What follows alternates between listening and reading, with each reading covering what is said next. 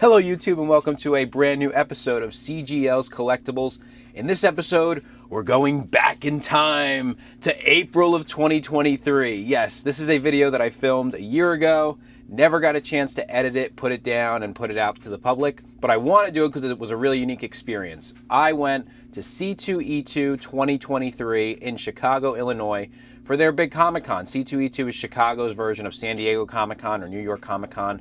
And it was a lot of fun. Total honesty, it was a lot smaller than what I'm used to at New York Comic-Con. It didn't have the same feel, but at the same time, Chicago was a great city, and we went just before the riots started happening, so it was a great experience. I have no regrets. I would love to do it again.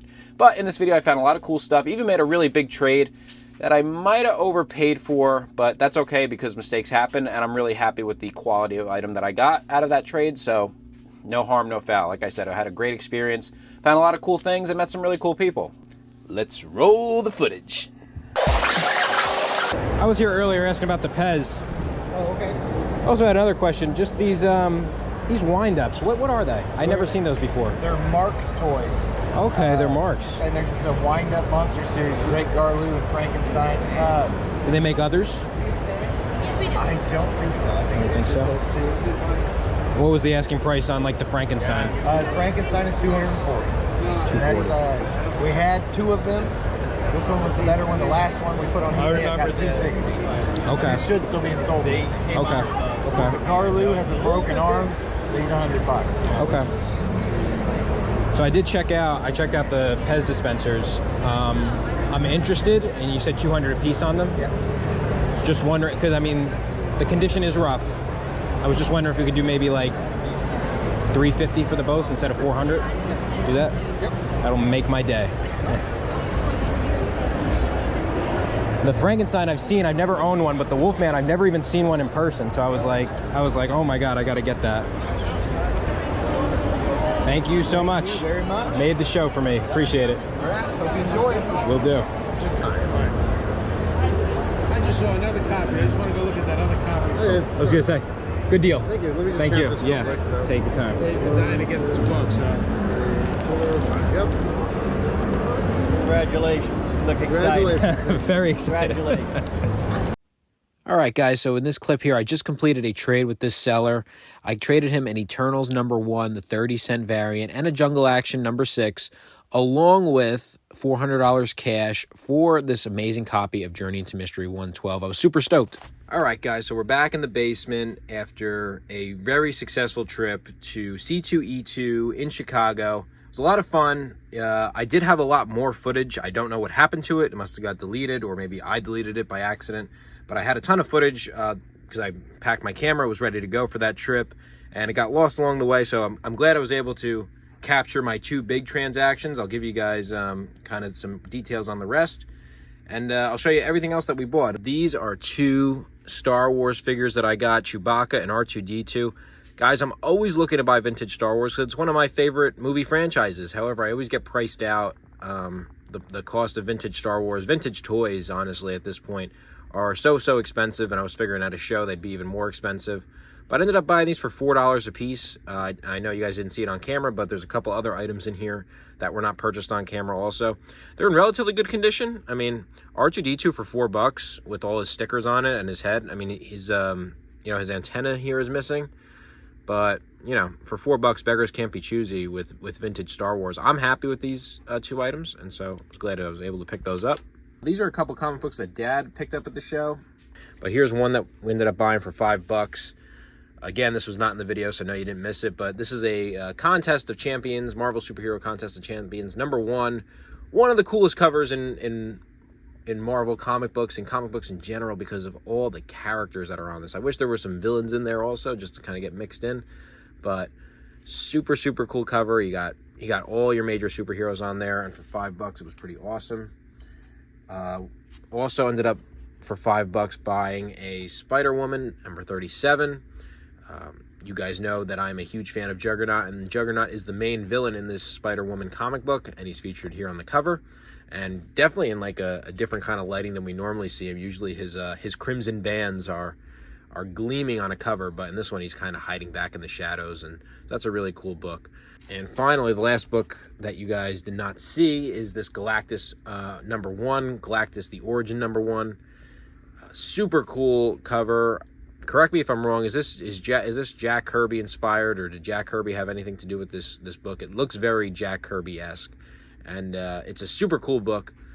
For I want to say we paid $15 for this book, and you know, that's kind of right around what it's worth. Maybe it's worth a little more than that, but it's in super good condition. I mean, not that this is a book that I necessarily want to get graded, but super cool book. And I lied. There's one more book that was not purchased on camera that you guys did not see. So, as you guys can see, I bought 2 books. I'll show you this one first. So this was the big one, and as I explained in the video, this was a partial cash deal / trade. I paid $400 cash, plus I traded approximately $150 to $200 worth of comic books, so like equivalent of almost $600 in total. It's a really awesome book, and you know, I'll show you guys kind of the zoom up of it in case you're listening and you can't see what it is. It's Journey into Mystery number 112. First major fight between Thor and Hulk. Iconic cover, iconic Jack Kirby artwork.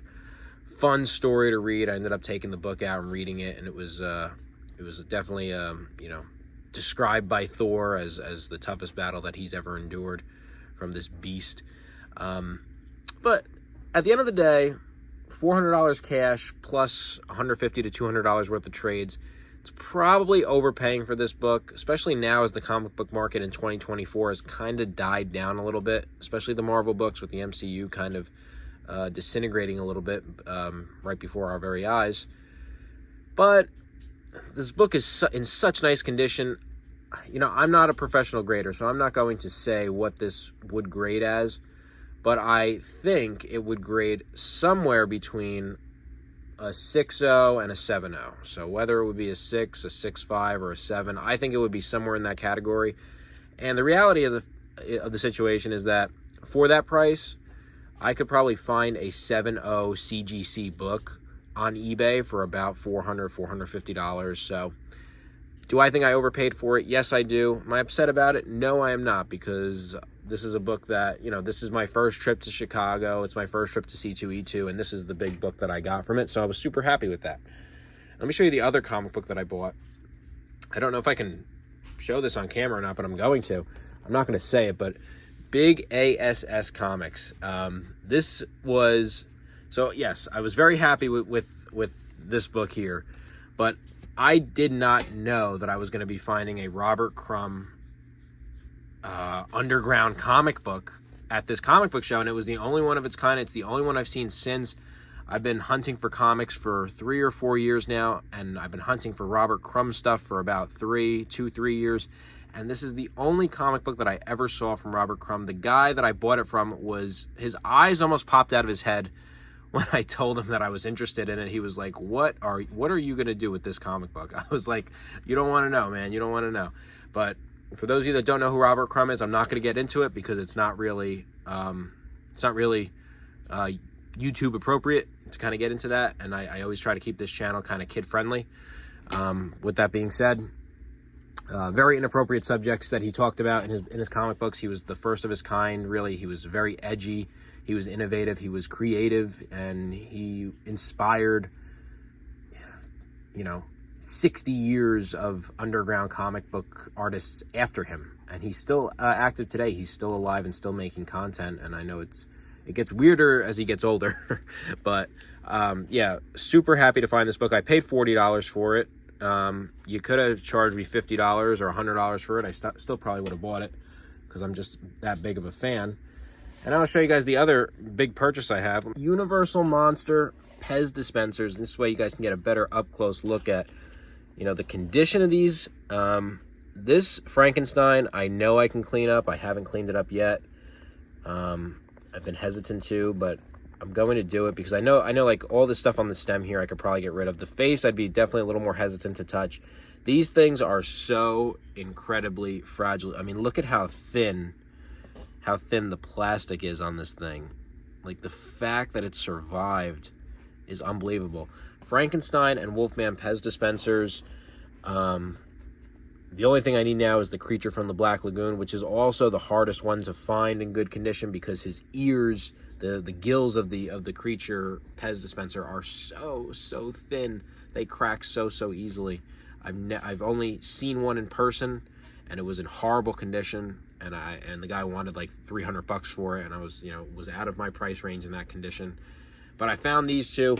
Guy wanted $400, paid $350. The way I see it, I paid $100 for the Frankenstein. Paid $150 for the Frankenstein, $200 on the Wolfman, $350.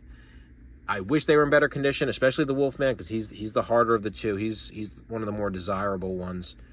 You see the yellowing around his head, and also the fact that one of the tooth is chipped. So like this one is intact. This one here, you see the gap. They're not in great condition, but finding these is so incredibly difficult. Pez is what I've been collecting the longest out of anything that I've ever collected. So I've been searching for these guys for about 15 years. Never seen one in person, especially the Wolfman. I never saw one in person. At this show, I had to buy it, and for $250, check eBay prices as to what Wolfman Pez dispensers go for in similar condition. $250 is a really good deal. I don't recommend people buying Pez dispensers as investments. I don't know how well the market for Pez dispensers will continue to, survive. It's barely holding on as it is. Pez dispensers have gone down in value tremendously, but these haven't, and they haven't because they're culturally relevant. Frankenstein, Wolfman, the Universal monsters are still alive and well in collectors' minds. So these haven't gone down in value, but I don't buy them. I don't buy these Pez dispensers as investments. I buy them because I'm a collector, and they're just so hard to find in good condition. And I'd call these good condition. They're not cracked. They're not. They weren't set on fire. I've seen crazy Pez stories where they just don't survive, but these are in great shape. That was my trip to C2E2. It was a lot of fun. It was worth the trip. Like I had said in the beginning of the video, I'm used to New York Comic Con. I've never been to San Diego Comic Con. It wasn't on par with those. Those are tier 1s, but this was a very high quality tier 2. Chicago did a great job. C2E2 did a great job. The venue was fun. It was definitely a different feel, and from the hotel that we were staying at, we were able to walk there, so it was just a fun experience overall. So that was my trip to C2E2. Hope you guys enjoyed it. Sorry I came out a year late, but better late than never, and I hope to catch you guys in the next one. Have a good one. Goodbye.